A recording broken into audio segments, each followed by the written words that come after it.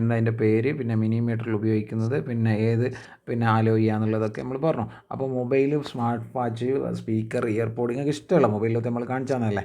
പിന്നെയോ എവിടെയൊക്കെയാണ് മാഗ്നറ്റുള്ള ഡിവൈസുകളെ പേര് എഴുതാനാണ് പറഞ്ഞത്. ഇവിടെ കുറച്ച് ആൾക്കാർ സ്പെല്ലിംഗ് മിസ്റ്റേക്ക് ഉണ്ട്, ഉത്തരം തെറ്റിയിട്ടൊന്നുമില്ല. പിന്നെയോ ആക്ടിവിറ്റി 6 ചില ആൾക്കാർ വിചാരിച്ച് ഇത് എടുക്കാത്ത പാടാണ്. ഇതൊന്നുമില്ല, ജസ്റ്റ് ഒന്ന് ചിന്തിച്ച് നോക്കിയാൽ എന്ത് ചെയ്യും, ഏത് ഭാഗത്തുനിന്നാണ് വന്നതെന്ന് മനസ്സിലാവും. എന്താണ് കേസ്? ഒന്നുമില്ല, തണുപ്പുള്ള പ്രദേശങ്ങളിലെ മിസ്റ്റി ഏരിയ. പിന്നെയോ ബാക്കിയുള്ള ഏരിയയിൽ എന്താണ് ഈ ഇലകൾക്ക് എന്ന് പറഞ്ഞാൽ സെനസൻസ് കഴിഞ്ഞാൽ എന്ത് ചെയ്യും, ഉണങ്ങിയിട്ട് ഇലകളൊക്കെ താഴുമല്ലോ, പ്രത്യേകിച്ച് ഓട്ടം സീസണിൽ.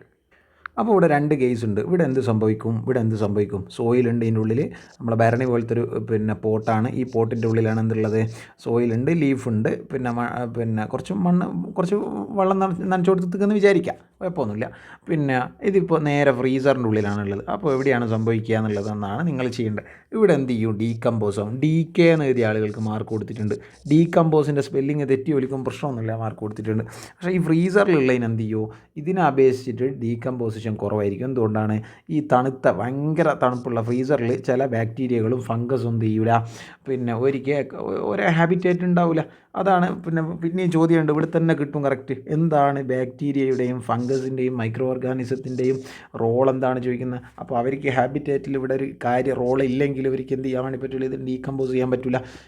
അപ്പോൾ ഇതെന്ത് ചെയ്യും, പെട്ടെന്ന് മിക്സ് വിത്ത് സോയിൽ എന്ന് പറഞ്ഞിട്ട് വേറെ പ്രിൻ്റ് ഔട്ടിൻ്റെ ഒത്ത് എന്ത് ചെയ്തിട്ടുണ്ട്, ഫസ്റ്റ് പാസേജിൽ മിക്സ് വിത്ത് സോയിൽ എങ്ങനെയാണ് സോയിലുമായിട്ട് മിക്സ് ചെയ്യുന്നതെന്നുള്ള കാര്യം ഞാൻ കൊടുത്തിട്ടുണ്ട് അല്ലേ. അപ്പോൾ ഫസ്റ്റ് ബോട്ടിലും സെക്കൻഡ് ബോട്ടിലുള്ള വ്യത്യാസങ്ങൾ ഐഡൻറ്റിഫൈ ചെയ്തിട്ട് എഴുതിയ ആൾക്കാരുണ്ട്.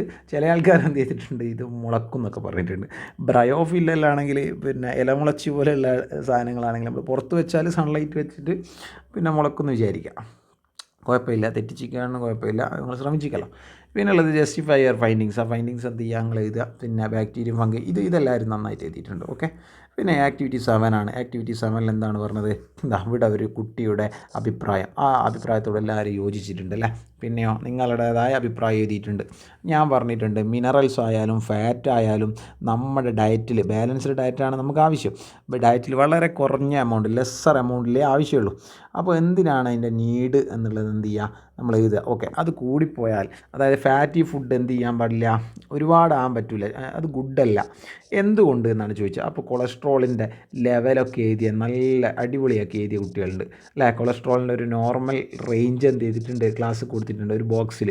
കൊളസ്ട്രോളിൻ്റെ മാത്രമല്ല, ഡയബറ്റിക്സ്, നമ്മൾ ഷുഗർ എന്നൊക്കെ കൊളോക്കിയലായിട്ട് പറയുന്നൊരു സാധനം ഉണ്ടല്ലോ. അപ്പോൾ ഷുഗർ എങ്ങനെയാണ് വരുന്നത്, കാർബോഹൈഡ്രേറ്റിൻ്റെ അമിതമായിട്ടുള്ള ഉപയോഗം. നിങ്ങളിങ്ങനെ കുട്ടികളെ ഇങ്ങോട്ട് പറയലില്ലേ, ചോറ് അധികം കഴിക്കരുത്, ഷുഗർ വരുന്നു, അതുകൊണ്ടല്ല നിങ്ങൾ ഉച്ചയ്ക്ക് ചോറ് കഴിക്കാത്തത്. സി ഒരു ബോക്സിൽ എന്ത് ചെയ്തിട്ടുണ്ട്, കുറച്ച് സാധനങ്ങൾ തന്നിട്ടുണ്ട്. മറ്റേ അയഡിൻ ടെസ്റ്റില്ലേ, ഡാർക്ക് ബ്ലൂ കളർ വരുന്ന. അപ്പോൾ റൈസിലല്ലേ നമ്മൾ അന്ന് കാണിച്ചു തന്നത്. അപ്പോൾ റൈസ് വാട്ടറിൽ, കഞ്ഞി വെള്ളത്തിൽ പറ്റും. കഞ്ഞി വെള്ളത്തിൽ സ്റ്റാർച്ചിൻ്റെ കണ്ടൻറ്റ് ഉണ്ട്. ടാപ്പിയോക്കയിൽ സ്റ്റാർച്ചിൻ്റെ കണ്ടൻറ്റ് ഉണ്ട്. നമ്മൾ ചില ഡിഫറെൻറ്റ് ടൈപ്സ് ഓഫ് പ്ലാന്റ്സ് നമ്മൾ പഠിച്ചതിൽ എന്ത് ചെയ്യുമോ, ചില ഫുഡ് സ്റ്റോറേജ് ഓരോ സ്ഥലത്താണ് ഫുഡ് സ്റ്റോർ ചെയ്യുക. നമ്മൾ ഷുഗർ കെയിനിലൊക്കെ ഫുഡ് സ്റ്റോർ ചെയ്യുന്ന സ്റ്റെമ്മിലാണ്. ഇതിൻ്റെ ഫുഡ് സ്റ്റോറേജ് എന്തിനാണ്, റൂട്ടിലാണ്. അപ്പോൾ ഇതിനെ നമ്മൾ മുറിച്ചിട്ട് എന്ത് ചെയ്യുകയാണ്, കുറച്ച് പൊട്ടാറ്റോയിൽ ഉത്തരമുണ്ട്, പൊട്ടാറ്റോ വരുമല്ലോ. അപ്പോൾ ഇതാണ് കൃത്യമായിട്ടുള്ള ഉത്തരം, ടാപ്പിയോക്കയും റൈസ് വാട്ടറും. ഓക്കെ. അപ്പോൾ ആക്ടിവിറ്റി 8 നമ്മൾ കഴിഞ്ഞ പരീക്ഷയ്ക്ക് വന്ന പാഠത്തു നിന്നാണ് ചോദ്യം വന്നത്. ഒന്നുമില്ല, ജാക്ക് ഫ്രൂട്ട് തന്നിട്ടുണ്ട്, ഗുവാവ തന്നിട്ടുണ്ട്, അതായത് നമ്മൾ പേരക്ക, മാംഗോ തന്നിട്ടുണ്ട്, മാങ്ങ വരും. അപ്പോൾ ഇത് മൂന്നും ഒരു കാറ്റഗറിയാണ്. ഇവിടെ എന്ത് ചെയ്യും, ഇവിടെ സെൽഫ് പോളിനേഷൻ നടക്കും. അപ്പോൾ സെൽഫ് പോളിനേഷൻ നടക്കാത്ത തരം ഏതാണെന്നാ ചോദിച്ചത്. അപ്പോൾ ചില ആൾക്കാർ നന്നായിട്ട് എഴുതിയിട്ടുണ്ട്.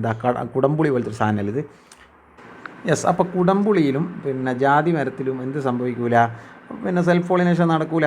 സെൽഫ് പോളിനേഷൻ നടക്കൂല എന്ന് പറഞ്ഞിട്ടുണ്ടെങ്കിൽ അതിൻ്റെ അർത്ഥം എന്ന് പറഞ്ഞാൽ ചിലപ്പോൾ അതിൻ്റെ അർത്ഥം നമുക്ക് ചുരുക്കി പറയാം. ഒന്നുമില്ല, എൻ്റെ വീട്ടിൽ ഇതുണ്ട്, കുടംപുളിയുണ്ട്, എൻ്റെ വീട്ടിൽ ഇത് കായ്ക്കലുണ്ട്. പക്ഷേങ്കിൽ എൻ്റെ വീട്ടിലുള്ളത് എന്താണ്, ഫീമെയിൽ പ്ലാന്റാണ്, ഫീമെയിൽ ഫ്ലവേഴ്സാണ് അതിലോട്ടുള്ളത്. പക്ഷേ എൻ്റെ തൊട്ടടുത്ത നളിനി അച്ചിൻ്റെ വീട്ടിൽ എന്തുണ്ട്, മെയിൽ പ്ലാന്റ് ഉണ്ട്. ആ മെയിൽ പ്ലാന്റിനുള്ള പോളൻ ഗ്രൈൻസ് ഏതെങ്കിലും പക്ഷികളോ ഏതെങ്കിലും നമ്മൾ അതിൻ്റെ ഏജൻസ് പഠിച്ചില്ലേ, അവരെന്ത് ചെയ്യുമോ, വീട്ടിൽ കൊണ്ടുപോയിട്ട് ഡിപ്പോസിറ്റ് ചെയ്തത് കൊണ്ടാണ് ഇവിടെ കുടംപുളി ഉണ്ടാകുന്നതെന്നുള്ളത് എൻ്റെ ഉപ്പ പണ്ട് പറഞ്ഞിട്ടുണ്ട്. അപ്പോൾ സെൽഫ് പോളിനേഷൻ നടക്കാത്ത പ്ലാന്റ്സ് ഇത് രണ്ടാണെന്ന് ഐഡൻറ്റിഫൈ ചെയ്യാം. ഓക്കെ. പിന്നെയുള്ള ചോദ്യം എന്ന് പറഞ്ഞാൽ നിങ്ങളെ ഫൈൻഡിങ്സ് എന്ത് ചെയ്താലും കുഴപ്പമൊന്നുമില്ല, ശരിയാണോ ഉത്തരത്തോട് അടുക്കണമെന്നേ ഉള്ളൂ. പിന്നെയുള്ളത് സെൽഫ് പോളിനേഷൻ 2 തരം, അതായത് പോളിനേഷൻ നമ്മൾ ആകെ 3 തരത്തിലാണ് പഠിച്ചത്. പിന്നെ ഒരു ഹൈബ്രിഡൈസേഷൻ എന്ന് പറയുന്ന ഒരു ആർട്ടിഫിഷ്യൽ പോളിനേഷൻ്റെ ഒരു കാര്യം നമ്മൾ ജസ്റ്റ് ഒന്ന് പറഞ്ഞു വെച്ചിരിക്കും. അപ്പോൾ self pollination 2 types, self pollination are of 2 types എന്ന് എഴുതുക. രണ്ടാമത്തെ എന്ത് ചെയ്യുക, സെൽഫ് പോളിനേഷൻ 2 തരമുണ്ട്. അത് ചെറിയ ആൾക്കാരുടെ എഴുതിക്കുക അടിപൊളിയായിട്ട്. അതായത് ഒന്ന് സെയിം പ്ലാന്റ് ആണ്, പിന്നെ സെയിം ഫ്ലവറാണ് അല്ലേ, സെയിം പ്ലാന്റിലെ സെയിം ഫ്ലവർ. അപ്പോൾ 2 തരത്തിൽ നടക്കും. ഒന്ന് സെയിം പ്ലാന്റിലെ സെയിം ഫ്ലവറിൻ്റെ ഉള്ളിലുള്ള മെയിൽ പോളിൻ, നമ്മളെ പൂമ്പൊടി എന്ന് പറയുന്നൊരു സാധനം ഉണ്ടല്ലോ, പിന്നെ പോളൻ ഗ്രെയിൻസ് എന്ത് ചെയ്യും, നമ്മളെ എഗ്ഗിലേക്ക് ഓവത്തിലേക്ക് എന്ത് ചെയ്യും പോവും. അപ്പോൾ അങ്ങനെ സെൽഫ് പോളിനേഷൻ നടക്കും. പിന്നെയോ ഡിഫറെൻറ്റ് ഫ്ലവർ, അതായത് ഒരേ പ്ലാന്റിൽ തന്നെയുള്ള ഡിഫറെൻറ്റ് ഫ്ലവേഴ്സിലുള്ള, അതായത് ഒരു ഫ്ലവറിന്ന് വേറൊരു ഫ്ലവറിൻ്റെ പിന്നെ ഫീമെയിൽ റീപ്രൊഡക്റ്റീവ് ഓർഗനിലേക്കാണ് ഇത് വീഴുന്നത്. അതിൻ്റെ ഒരു ചിത്രമൊക്കെ നല്ല ഉഷാറിൽ എന്ത് ഹിബിസ്കസ് വെച്ചിട്ട് പിന്നെ എങ്ങനെയാണ് പിന്നെ സെൽഫ് പോളിനേഷൻ നടക്കുന്നതെന്നൊക്കെ എന്ത് ചെയ്തിട്ടുണ്ട്, പറഞ്ഞിട്ടുണ്ട്. അപ്പോൾ പല കൂട്ടുകാരും എന്ത് ചെയ്തിട്ടുണ്ട്, ഈ കുടംപുളിയും നട്ട്മഗും എഴുതിയിട്ടുണ്ട്. അതിൻ്റെ കൂട്ടത്തിൽ ഇവിടെ ഉള്ളൊരു ഉത്തരം വന്നിട്ടുണ്ട്. അപ്പോൾ ഇത് സെൽഫ് പോളിനേഷൻ നടക്കുന്നതാണ്, ഇത് സെൽഫ് പോളിനേഷൻ നടക്കാത്തതാണ്. എന്തുകൊണ്ടാണ് സെൽഫ് പോളിനേഷൻ നടക്കാത്തത്? ഈ ഒരു പ്ലാന്റിൽ എന്തായിരിക്കും, ഈ ഒരു പ്ലാന്റിൽ പിന്നെ ഫ്ലവർ ഉണ്ടാകുന്നതിൽ വെറും മെയിൽ ഗാമേറ്റ് മാത്രമേ ഉണ്ടാവൂ. അടുത്ത ഇതേ കുടംപുളീൻ്റെ ഒരു പ്ലാന്റിൽ എന്ത് ചെയ്യൂ, ഫീമെയിൽ മാത്രമേ ഉണ്ടാവും. അപ്പോൾ ഇവിടെയുള്ള പോളൻ ഗ്രെയിൻസ് എന്ത് ചെയ്യണോ, ഇവിടെ വന്ന് വീണാൽ മാത്രമാണ് ഇവിടെ പോളിനേഷൻ നടക്കുകയും പിന്നെ ഫെർട്ടിലൈസേഷൻ നടക്കുകയും, ഫെർട്ടിലൈസേഷൻ എന്താണ് പോളിനേഷൻ എന്താണെന്നൊക്കെ അതിലുണ്ട്, ഇവിടെ പിന്നെ ഫ്രൂട്ട് ഉണ്ടാവുകയും ചെയ്യും. അതേ കേസാണ് ഇതിലൊത്തുള്ളത്. ഓക്കെ. പിന്നെ നമ്മളെ പംകിന് പോലെയുള്ളതിലെല്ലാം നമുക്ക് എന്ത് ചെയ്യുക, പംകിൻ്റെ ഒത്തൊക്കെ പിന്നെ യൂണിസെക്ഷൽ ഫ്ലവർ തന്നെയായിരിക്കും അതിൻ്റെ ഒത്ത് ഉണ്ടാവുക. ഈ പ്ലാന്റ് തന്നെ യൂണിസെക്ഷൽ പ്ലാന്റാണ്. ഇനി യൂണിസെക്ഷൽ ഫ്ലവറിന് പിന്നെ ഒരു ഫ്ലവറിന്ന് മറ്റേ ഫ്ലവറിലേക്ക് എത്തണം. ഇനി നമുക്ക് എന്ത് ചെയ്യാം, നമ്മൾ മറ്റേ ആർട്ടിഫിഷ്യൽ പോളിനേഷൻ്റെ ഒരു കാര്യം പറഞ്ഞില്ലേ, ഇവിടുന്ന് കട്ട് ചെയ്തിട്ട് അപ്പുറത്ത് സ്റ്റിഗ്മ